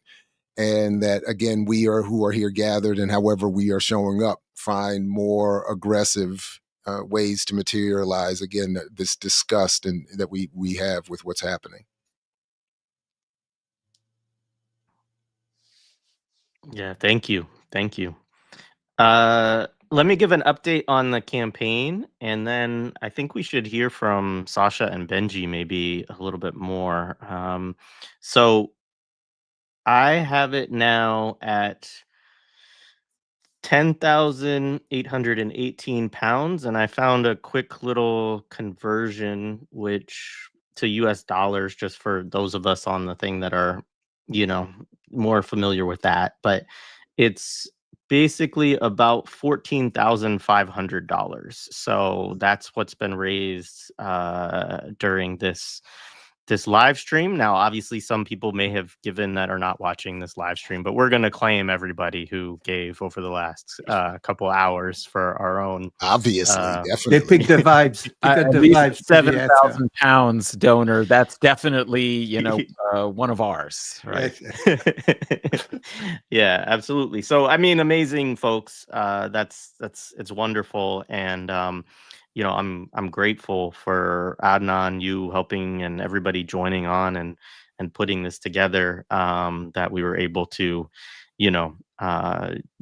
help bring more resources to this vital campaign, helping Palestinians be able to relocate their families amid, bombardment and forced displacement. So, so Sasha and Benji, maybe Sasha, we didn't, we let you say a few words when you came in, but I'm sure that you have other things that you would like to add, and you and Benji can kind of maybe take the floor for a bit. Well, bouncing off what Jared was saying, I've been thinking a lot about stories lately, right? Like like what Susan was saying, we just covered her in our episode about the importance of the narrative battle and how the battle for story is so important. So on the one hand, they try and stop the resistance from developing a coherent story, a coherent narrative, and they try and delegitimize it, make it illegal, make it terrorist, make it, this, that, and the other. But on the flip side of it, they don't have their own stories, so they sort of have to create stories, which is where sort of Hollywood came from, right? Like, if you think about it. And maybe that's the thing with that fusion of religious mythology and the political thing, is like they really just don't want to let go of their stories. Like, even when you see the right-wing people turn a bit on Trump, they still maintain this sort of core rigidity, attachment to their fundamental sort of belief system, you know what I mean? So when you were giving the update on the fundraising, I think we have to see that now that we get people making £7,000 donations as a result, of course, of our words, we know APAC is done for, right? So let's celebrate that and have more. But I think, Adnan, you were giving the very broad historical brush, and I want to go micro-historical. I think the timing of this peace initiative is extremely important. When we look at the context of the timing, it comes at a time when we saw the flotilla is approaching Gaza. It comes at a time when the Gustavo Petro initiative, whatever one thinks of it, but is still trying to get international support for Salvation Army, as he calls it, to go and stop the genocide in Palestine, and getting some traction. And it comes after we've had a general strike in Italy in support of Gaza. Now, I don't know if there are people who know more about the international labor movement than I do, but a 2-day general strike in support of something like a genocide in another country if not unheard for, is extremely rare. And I think it says something, and it probably puts the fear of God onto the ruling classes. So we have to think of that timing. I don't know if the recognition of Palestinian state is not part of the operation, so I won't name it. But even that actually has consequences that are not necessarily those that the people who put it forward as some kind of clever scheme think they will have. You know, there is a legitimation, there is a delegitimation of the Zionist project everywhere. When we think about the level of propaganda we've been fed, you know, those of us who still subject ourselves to watching the MSM, thankfully I don't do this, but we go crazy because none of that information is out there. And in spite of this, majorities are returned absolutely everywhere, especially amongst young people, against this project, against arming this project, in support of the not just the Palestinian population, but in support of armed resistance. You know, the actual numbers of popular support for the armed resistance in Gaza are unbelievable, especially when you look at the campaign of delegitimation. And what they do is they go on the one battlefield that they think wins everything, which is the narrative battlefield. And here there's something happening. I think it's almost world historical in the sense that, and I said it a few episodes ago, and Arnaud Bertrand on X did a long article on this. I think it's kind of the final battle in terms of Western philosophy between idealism and materialism. You know, idealism today is represented by those people who actually think that you can narrate your way into victory. They think it so much that they've totally deindustrialized. They can't produce weapons anymore. They can't produce anything, steel or whatever anymore, but they can produce bullshit. They can control the social media sphere pretty much all over the world, except behind the Great Wall of China, cyber war, which is the best thing they ever did, by the way. And it's being tested, you know. And I think when you come to the test, I'm a materialist. I think the materialist side will win it because they've lost economic supremacy to China. They've lost military supremacy to Russia, China, Iran, even as Sina was reminding us, to Yemen. They have lost naval supremacy to Yemen, the poorest country, one of the poorest countries in the world. So the materiality is biting them on the backside. And then they just come with one last narrative offensive. But, you know, the idea of peace was described already by Tacitus as they make a desert and call it peace.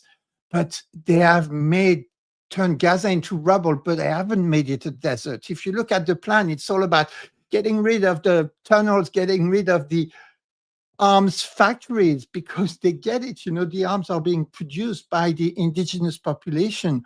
There is no desert. And there is no peace because they have to ask. I mean, after 2 years of the whole Western world giving its everything to these guys, to the point that, you know, they have more explosive than they know what to do for. It's 8 Hiroshimas today. After 2 years of this, they haven't been able to defeat this indigenous resistance. They haven't made a desert. And they're still trying to call it peace. And they want us to buy into that story, into that narrative. But the fact of the matter is they haven't made peace. And I personally believe the resistance will not accept this so-called peace plan. And it will carry on. And we need to steel ourselves for it. We need to support materially in every way that we can. We need to organize in whatever ways we're able to. And remember this thing, that this is a narrative battle on the side of those crazy people that think they can totally create your reality by just bullshitting your way, and the rest of the world who know there are some material realities that trump everything. You know, talk is cheap at the end of the day, but it's the realities, the people standing up saying, we won't have this. We are not buying into your stories anymore.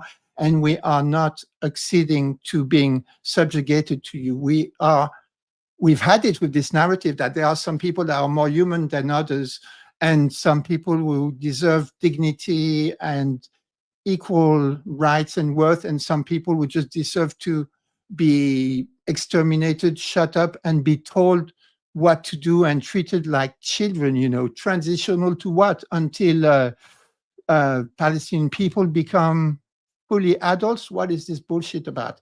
And I think the veil is being ripped, and we need to remember this, because they will bullshit you into disbelieving the reality of your own eyes, which is that this empire is declining, it's crumbling, and its stories are not working anymore. No one's buying it. You can buy TikTok and turn it into a 24/7 Zionist spewing propaganda machine. It won't change any minds at all. It will turn more people against it. And that was my attempt at ranting. Pretty good, Benji. Pretty okay. good. I'm getting there. I'm in training. Training. You've got a great master in Cena, so you're not worthy of the master, of course. Very good. A number of things that you brought up there. But I'm wondering if anybody else would like to respond or react before we get to another update. Jared, actually, I've been wondering. Oh yeah, let's see. Renee. Go ahead, Renee. No, it's okay. Do you want to ask Jared? No, please go for it.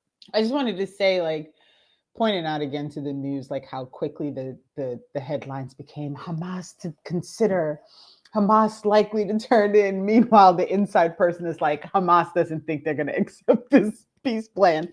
So we have to always remember that, the goal for all of these things is to keep everyone else propagandized and to keep everyone else on this nonsensical line that these people who have been fighting for 2 years, proving without a doubt that these ghouls cannot remove these people from their land, of such that now it's to the point where they're, we're going to put forward this peace plan, right? This is what it's come down to. They're now begging for Hamas to give in, right? To say okay, we're going to turn it over now. And I think it is important for everyone to now take the stand of Hamas, don't do it. Palestine, don't do it. Do not go along with these ghouls, because in the end, you can't rely on them to do anything that they say they're going to do. Whatever they tell you they're going to do with this peace plan, they're going to do the exact opposite. So no matter what happens, no matter what Hamas says, Israel and the US and the Western, all these people, they're going to continue to do the same thing that they've always been doing, right? So the Palestinian people and Hamas, in my opinion, just listen, y'all held the line, and it's easy for me to say in my house in New Jersey, y'all held the line. But I don't know how, sacrificing themselves to the US and Western plan at this point is going to be beneficial at all, right? And so I, for one, agree with Benji. I hope they say hell no, hell to the effing no, however you need to put it, so that they understand that you cannot demand that a resistance force simply pack it up and go home, right? I don't even understand how they came up with this, and I will continue to pray for the people, because for real, I want the US to crumble, and Israel to crumble right behind it, and Canada to crumble right behind it, with the whole effing making people wear orange shirts. I don't even understand how this is even a conversation right now. It's upside down. It's upside down, right? We should be in a, according to how they educated us, our country should be sending weapons into the tunnels to arm them against their invaders. You know what I mean? But I actually think the resistance has already given their answer on the ground. I think just before I got on air, they hit a group of 10 soldiers. I think yesterday they hit a group of 30, 30 in one one apparently in front of civilians, and the civilians started cheering or whatever, and I'm like, okay. So yeah, I tend to look at what's going on the ground and then and take it from there. And there was a couple of headlines that were reporting, at least, that the Palestinians were considering the plan. I don't know what that, suggesting that they were considering accepting the plan. And to the point as we just heard, I hope that's not the case. I only wanted to just quickly add that as Renee was talking, I just got the alert that might add another bit to this narrative piece. That was the Times of London is saying that Donald Trump's peace plan prompts UEFA to pause vote on Israel suspension. So this might be an effort, if among many other things, in terms of narrative adjustment, to get Israel back into the World Cup, because they look like they were about to be voted out. And next year's World Cup, for those of us, I admit myself included, who still pay attention to world football, that would have been big. I think it would have been beautiful to see them get voted out and not be able to participate. And I hope that this nonsensical quote unquote plan doesn't get people to adjust their vote, but it seems like it's already moving in that direction. But So I think that's probably the crucial in... factor in terms of timing, was the vote in the yeah, it's all about clearly that. It's all obviously about the football money. But they just voted in an Israeli. They just put an Israeli as the bloody president of FIFA anyway. So maybe they're doing like what they did with the ICJ, where they go, or Lebanon, where they go, okay, let's just find a way to pause it, and then we'll insert our person and then delay it. And like for football, Jesus, it's like, but it's the same MO every time. That's a thing to remember, is they operate rigidly and they just keep doing the same shit. Like when you're talking about this plan, it's like old times, right? It's how Palestine came to be, is how the entity came to be.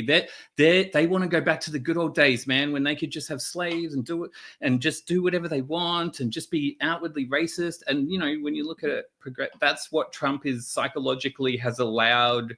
He's opened those gates to allow people to sort of access that, but it is the same old stuff. Whereas you look at resistance and it's adapt.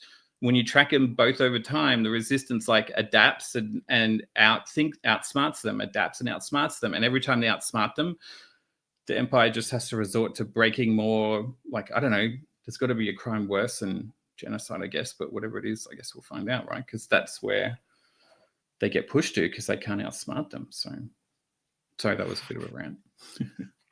No, it's good. I mean, one of the things that, to what you brought up, Jared, I mean, I think though, like something like FIFA, it just represents the absolute isolation, like among global popular, among the global populace, among the people around the world, right? Nobody wants Israeli anything to be involved in anything. I'm a Portland Trailblazers fan. If I could say that we would have a losing record for the next 20 years, but we would trade Denny Avdia off the team, I would make that sacrifice in a heartbeat, right? Like, get that guy off of our team. It's painful. It's painful to be, a sports fan and to watch and to have to deal with that kind of stuff. And I think though, that's a thing about what was surprising to me to some extent with this proposal is the number of people, the number of states. I know these states are all just quislings, like to what Sina was talking about, of empire, but how many people have lined up, to support this proposal on its face, right? Rather than saying, no, like actually Gustavo Petro has a point. Like that's what we actually need to be doing, and how do we get to the world, right, where that is seen as like the bare minimum, right, that people need to be supporting the kind of proposals that the Colombia has put forward, even the more modest stuff when they were working with other countries. I know we talked about this in a previous live with Adnan. I can't even remember what it was called right now, but there was a group of countries that were working on different, economic proposals and things like that to sort of try to isolate, Israel amid the genocide and things like that. I mean, these are simple things. We're not talking about a high bar of solidarity here, compared with the history of, anti-colonial solidarity and things like that. But it's painful to watch these nation states form these alliances to support a plan like this, when the flip side is that football fans all around the world are so sick of the genocide that they don't even want to see the Israeli team playing in their sport. That's how unpopular these things are. So yeah. Should we do an Absolutely. update? Yes. Sorry.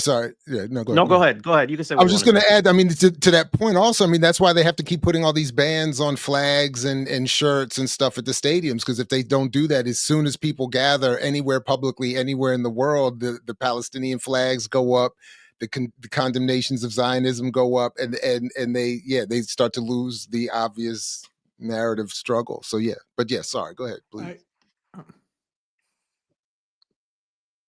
Yeah, so I'll just give a quick update. We're up to about 11,000 pounds, 10,938 by my calculation, which, again, doing the quick conversion to dollars, US dollars, we're up to 14,766. So we've got like 7 minutes left. We might be able to break $15,000. We're less than 300, about $250 away from that. So yeah, people, if you have even a little more to give, maybe if a bunch of us do that, we could break that threshold. And so yeah, thank you.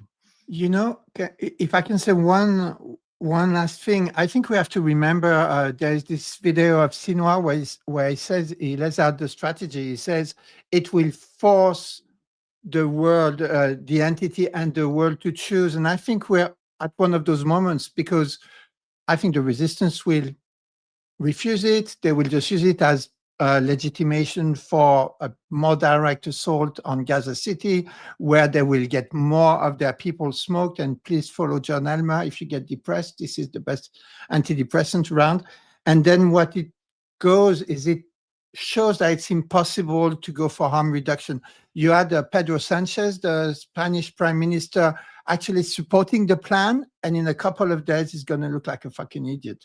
And it actually, I think, gives even more legitimation for resistance at the cost of, but what are they going to increase? I mean, what can they do more than they're already doing? So this is all narrative. Remember, if Hamas says no deal, which they will, I believe, then it will just continue as it has been going anyway. So let's not get carried away in this and seeing what is happening. And what is happening is the people who go for the resistance are always growing and the others are always shrinking, including the accommodationists like Mr. Pedro Sanchez, Spanish PM.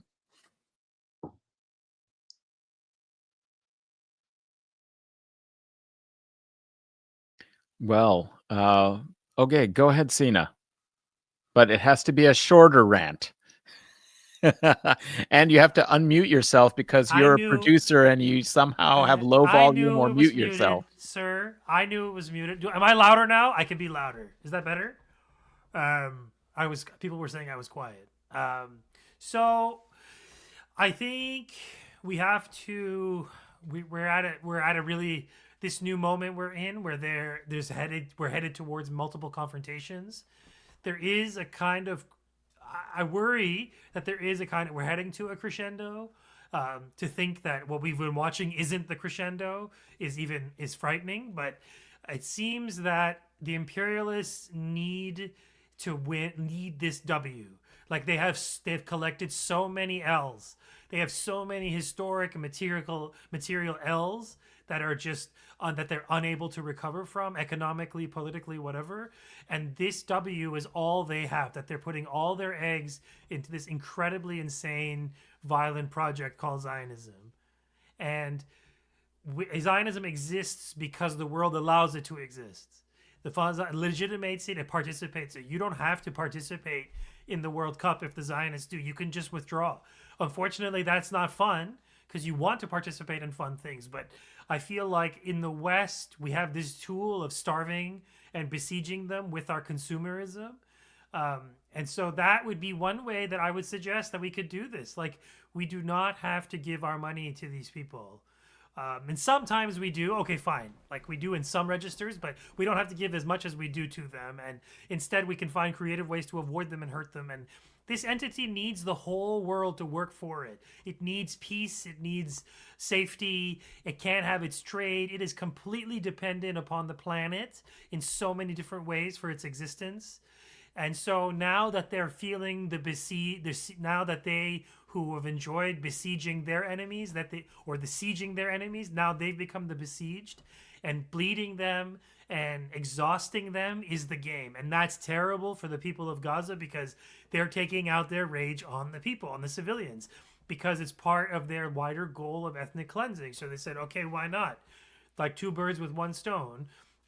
In terms of getting our hostages back, which doesn't exist, obviously, like that's just the pretext. But more importantly, they get to achieve what they wanted to achieve. So this is not, this inflection point we're in is incredibly violent, and we have to steel ourselves from more violence, and we have to be willing to keep talking about it, keep showing it, keep forcing it into people's faces. This is our job. Our job is to bear witness, and the people who are watching this with us are obviously part of that because they confront it, but we have to bring it into the people's lives around us who are choosing not to pay attention, who are kind of wiping it away on they're just too busy, like this is the time to radicalize people, and it's happening.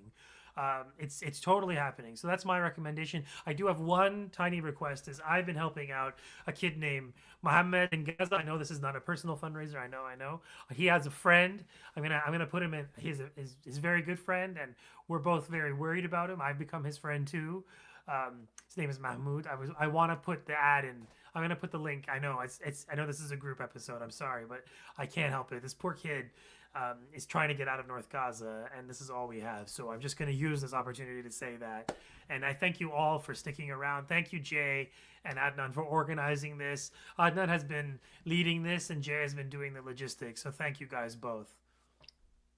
I just want to say thank you, and I hope we get to that 15,000. I did get a call, so I do have to make sure that I get off on time. But I think this was what I needed. I needed to know that I'm not like crazy and I'm not alone. And so I appreciate everybody and their voice. Please, folks, if you have not, done so, make the donation and do not be complicit. They want us to be afraid. They want us to be silent. They want us to be siloed. And the way to stop that is to remember that you are not alone in knowing in your core that genocide should never be a thing. So peace, everybody. And thank you so much for having me. Thank you, Renee. Just to let you know, we did hit the 15,000. So I just wanted you to know that. There we go. You need the sound thing, like Jared's got to do the. Take care. Seen as a soundboard, Yeah. Yeah. So I just to give an update here, we are at time, so I'm sure we'll be winding down now and saying goodbyes. There you go. We. In dollars, the total I have, and it may be even going up as I'm talking, but is $15,462. Let's round it up to $63. And so, yeah, amazing, wonderful. All the folks that supported, during this live stream. Thank you to all of the guests who joined us. What an all-star cast. We should shout out all the platforms again. So we had Nick Estes from the Red Nation. Make sure you check that out. Also check out his Substack. He has a podcast called Red Scare, and he and Sina have been doing Pod Capital, which is like a really fun, probably the most fun that anyone has ever had in reading Marx's Capital. Can be found in listening to that show. So check those things out. Saturdays with Renee Johnston, who just left us, is hosted by Renee, and Jared Ball, also from I Mix What I Like, co-hosts that. I Mix What I Like you can find on both I Mix What I Like, the YouTube channel, and then also does work over on Black Liberation Media. I should say, yeah, Saturdays with Renee is also on Black Liberation Media. So make sure you subscribe to all of these channels, folks. Support these channels through Patreon or whatever it means. Sasha and Benji from Resistance is Fertile. Check out their platforms. Great stuff. And then, of course, it's co-hosted by us with Millennials Are Killing Capitalism and the Adnan Hussein Show. Yeah, so between this network of people, you can find, great content like every day of the week, I think, between all the stuff that folks are putting out. Even if there was one day where by some stroke of genius, there's nothing out from any of us, there's days where some of us are putting out multiple things. So there's a lot of resistance media that we're all a part of, and it's really been great to do this with you all. It's a great group of folks, and so I encourage people to add all these folks to your own media diet to help with dealing with and forgot to mention Lar Shihai, of course, too, who I think is going to be starting a podcast soon. Sina, is that for sure happening? Yeah. Okay. Yeah. So, and it's called Psychic Militancy, I think is what she's going to call it. Yeah. And so that will be great too. So yeah. Did I miss anybody? I'm sorry. I don't think so. And on those where there's nothing, they can always go back to your own back catalog, where there's, and also Black Liberation Media and Jared, where there's treasure trove of stuff to watch. Yeah, there's a lot there. I've been appreciating lately all of the archival stuff you've been digging up, Jared, from different conversations you had related to Asada over the years and stuff like that. That's it's a lot of really good stuff from there. Yeah, no, thank you. I agree. The collection here, the collective here puts out a lot of great content. So thanks everybody. And salute, congratulations for making that little goal, that impromptu goal too. That was pretty dope. Yeah, absolutely. Right on. Adnan, you want to take us out of here? Sure. I just want to again thank all of my colleagues and comrades. What a wonderful space. This was so enlivening and healing and encouraging to be with all of you participating on this collective live stream on all these platforms. So I encourage all the listeners, go check out Red Nation, Saturdays with Renee, Resistance is Fertile, I Mix What I Like, East is a podcast, and of course, Millennials Are Killing Capitalism, as well as support my little show by giving a like, subscribe. We're trying to do what we can in the media sphere to counter the disinformation, to try and give a boost to people. Maybe even if it's just for the vanguard. Sometimes I think, well, we're not reaching enough people. It's the same people, but the same people need to be encouraged. They need new sources of information. They need to be reinforced to keep up their commitment, because this is a long-term battle, a long-term struggle.